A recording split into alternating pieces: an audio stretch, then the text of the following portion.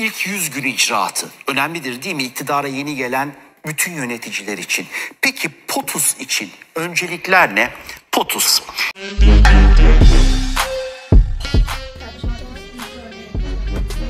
Catch cat. Catchy couch. Kitty cat. Catchy cat. What's going on arkadaşlar? Ben catch. Crocodile. Original eye catch.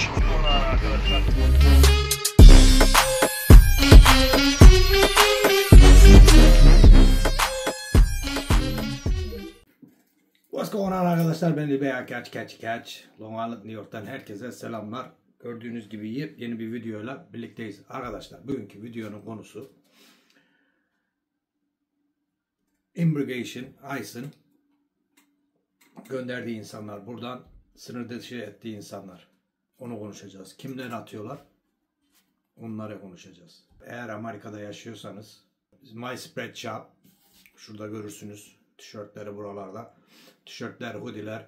Eğer Amerika'da yaşıyorsanız, Kanada'da yaşıyorsanız, Kanada ve Amerika'daki arkadaşlara da pahalı gelebilir ama onlar için Türkiye'ye gitmesi için çok pahalı oluyor. Çünkü nasıl diyeceğim, benim web sitem değil burası.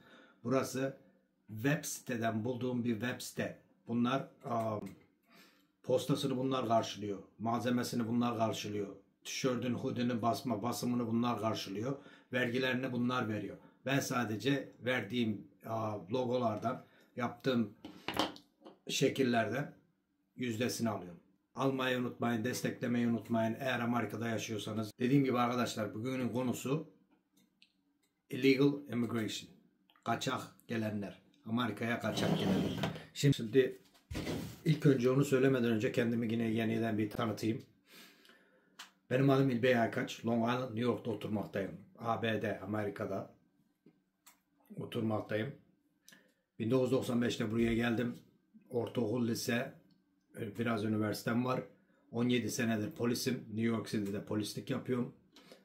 22 senedir de askerim. Nasıl askerim? 4 sene düz askerlik yaptım. Düz askerlikten sonra polis oldum. Düz askerlikten sonra yedeklere girdim. Şimdi de yedek askerim. Rütbeme gelince polis teşkilatında rütbem polis memuru. O da sevdiğim için öyle kaldım. Rütbe almak istemedim. Şimdi eğer videolarımı seyrettiyseniz tabii masa arkası yapıyorum. 2019'dan beri sakatlıyım, masa arkası yapıyorum. Arkadaşlar ondan göreve çıkmıyorum.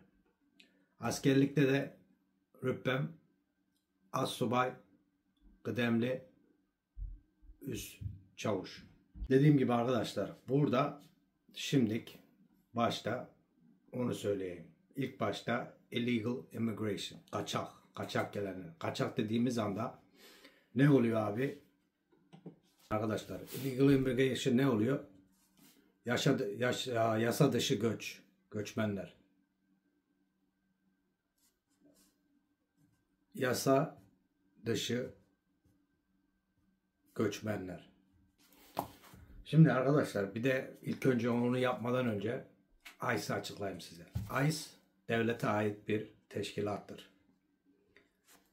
ICE'da ne? Immigration Customs Enforcement oluyor. ICE'da ne oluyor arkadaşlar? Yani söylediğim gibi Immigration Customs Enforcement, kısacası ICE diyorlar. ICE'da ne demek? Buz demek. O da ne oluyor? Göçmenlik, gümrük, muhafaza. Göçmenlik, gümrük, muhafaza. Bunlar direktman abi devlete ait. Yani yerli polislere, mesela bizim polislerin kimsenin göçmenlik durumunu sorma hakkımız yok. Tabii başka illerden, ilçelerden onlara göre değişiyor. Her ilçeye göre değişiyor. Anlatabiliyor muyum? Yani Amerika'ya geldiğiniz zaman 50 tane il var Amerika'da. 50 ilinde değişik kuralları var. İlçelerinde değişik kuralları var. Ama en yüksek kural devlet kuralı oluyor. Devlet kuralı olduğu için de o adamları yurt dışı yapmaları için, yasa dışı göçmenleri yurt dışı yapmaları için nasıl direktman yapabiliyorlar? Gümrük dışı, yasa dışı göçmenleri nasıl buradan gönderiyorlar? O da şeye dayanaraktan. Anayasası 8. USC 1325. maddeye göre unlawful entry into the US. Unlawful entry. Yasak dışı United States'e, Amerika'ya girme kuralı. 8. USC 1325. madde. Criminalize unlawful entry into the US, including unauthorized border crossing and re-entry after deportation. Eğer buradan atıldıysanız, yurt dışı edildiyseniz arkadaşlar, geri buraya geldiyseniz direktman suçlu oluyorsunuz. Yani devlet kuralına göre suçlu oluyorsunuz. Eğer kağıtsız, green card'sız, vizesiz geldiysen buraya, kaçaksan, eğer senin vizen de yandıysa, burada kaçak olarak geçiyorsan suç. Amerikan kurallarına göre suç. Anlatabiliyor muyum? Anayasasında da yazıyor zaten. Bakabilirsiniz. 8.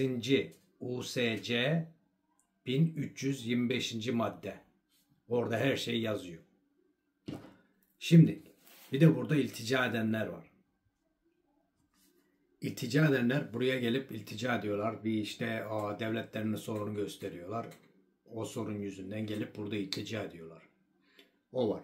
Ondan sonra vizeler var. Vizeyle gelenler var. Öğrenci vizesi, evlilik vizesi, turist vizesi, çalışma vizesi. Bunlar da zaten 3 ile 6 aylık giriş izinleri var. Kaldıktan sonra o vizenin giriş günü nasıl, mesela diyelim ki 10 senelik vize veriyorlar sana. 10 senelik vize verdiği zaman yani buraya gelip 10 sene kalamıyorsun. Buraya geldiğin zaman sana gümrükte basıyor. 3 aylık izin veriyor ya da 6 aylık izin veriyor burada kalmanı. Geliyorsun burada kalıyorsun. Eğer o 6 ay geçirtirirsen o senin vizen yanıyor. Direktman kaçak oluyorsun burada.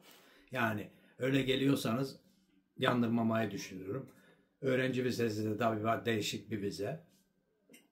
Ondan sonra bir de green card'la gelenler var. Yeşil kartla gelenler var. O yeşil kartla gelenler de tabii en iyisi yeşil kartla gelenler. Yeşil kartla geliyorsun buraya. Buraya geldiğin zaman yeşil kartını alıyorsun. Yeşil kartını aldıktan sonra 5 sene sonra vatandaş olma şansın var. Eğer tabii sicilinde ceza mezan yoksa, suçun yoksa 5 seneden sonra vatandaş olabiliyorsun burada. Şimdilik burada televizyonda seyrediyorsunuz. İşte Instagram'da, TikTok bilmem nelerde seyrediyorsunuz. Böyle işte neymiş de adı neymiş de Trump herkesi gönderiyormuş da şöyle yapıyor da benim arkadaşlarım da arıyor tabii soruyor. İşte doğru mu doğru değil mi? Abi doğru ve doğru değil. Nasıl doğru ve doğru değil? Writing that a, quote, criminal alien with kidnapping, assault, and burglary charges is now in custody thanks to ICE, close quote. Well, the agency says... Şimdi onu söyleyeyim. İlk başta arkadaşlar şunu söyleyeyim size. Arkadaşlar dediğim gibi şimdiye kadar en çok yasa dışı göçmenleri gönderen Obama. Şimdiye kadar. Onu televizyonlarda tabii görüyorsunuz konuşmasını etmesini. Ama en çok yasa dışı göçmenleri gönderen Obama'dır kendisi. Nereden baksan hemen hemen 2 milyona yakın kişi göndermiştir. Bu Cumhurbaşkanı olduğu zaman. Şimdiye kadar yani görülen o. Ondan sonra da işte Biden geliyor, Bush geliyor. Bush'tan sonra da Clinton. Clinton'dan sonra da Trump. Gerçi şimdi onu anlatmak istiyorum. O şeyde Biden'in 4 senedir Cumhurbaşkanı olması toplam 12 milyona yakın göçmenin buraya gelmesine sebep oldu. Acayip yani ekonomiyi de sarstı. Enflasyonu da sarstı. Yani sebepleri başkaydı. Ama şimdi Trump'ın yaptığı arkadaşlar ilk önce Trump'ın şimdi odaklandığı göçmenleri, yasa dışı göçmen demeyeyim de çünkü bu Biden'ın buradan aldığı 12 milyona yakın insanın çoğuna Gerçi hepsine çalışma izni verildi, SSN numaraları verildi, mahkeme günleri verildi. Tabi bunların içinde sicilini kontrol etmeden, yani geçmişini kontrol etmeden alınan, her ülkeden alınan insanlar var. İçinde terörist olsun, esrarkeşi olsun, kendi devletinde arananlar olsun. Trump'ın ilk başta odaklandığı insanlar bunlar arkadaşlar. Terörist gruplarına ait insanlar, terörist gruplarını destekleyen insanlar, ondan sonra bu kartelleri destekleyen insanlar, bu kartel üyelerini olan insanlar, ondan sonra bir de kendi ülkelerinde aranan suçlular, çete üyeleri, kendi ülkelerinde çete üyeleri olan insanlar, ilk başta arkadaşlar onları postalıyor. Anlatabiliyor muyum? Eğer tabi bunların evine girildikleri zaman, bunlar yakalandıkları zaman ICE tarafından mahkeme izniyle oluyor. Mahkeme izinleri almaları lazım. Buna yerli polis bir şey yapabilir mi? Yerli polis bir şey yapamaz. Çünkü dediğim gibi devlet kuralı yerli polisin şeyinden aşağıdır. Ama bunlar tabi yapacakları zaman, tutuklamalarını yapacakları zaman yerli polislere haber veriyorlar. Yani olay olmasın diye. Haber veriyorlar. İzin almalarına gerek yok. Çünkü ellerinde tapu gibi mahkeme kararı var. Tabi mahkeme kararıyla gidiyorlar. Ve yakaladıkları adamları şimdiye kadar yakalanan adamlar, suçlular, arananlar, çete elemanları, terörist elemanları, ondan sonra çetelere ait elemanlar, kendi ülkelerinden aranan insanlar, suçlu insanlar, bunlar. ICE'ın odaklandığı insanlar bunlar. Amma ve lakin sen bilmeden, şimdi göçmensin, yasa dışı değil, yasal bir şekilde göçmensin, buradasın, çalışma iznin var, vizen var. Eğer öyle insanlarla yaşıyorsan, ICE'ın oraya geldiğinde, tutuklamayı yaptığında sen de oradaysan, şunu söyleyeyim sana, kim buraya gidersin. Onu söyleyeyim. Şimdi bir de ne var abi? Burada senin çalışma iznin var, vizen var. Ondan sonra burada güzelce çalışıyorsun, vizen var, evine gidiyorsun, işine gidiyorsun. Eğer bir ağır ceza yaparsan onu sebep göstererek seni buradan da postalayabilirler. Onu da söyleyeyim sana.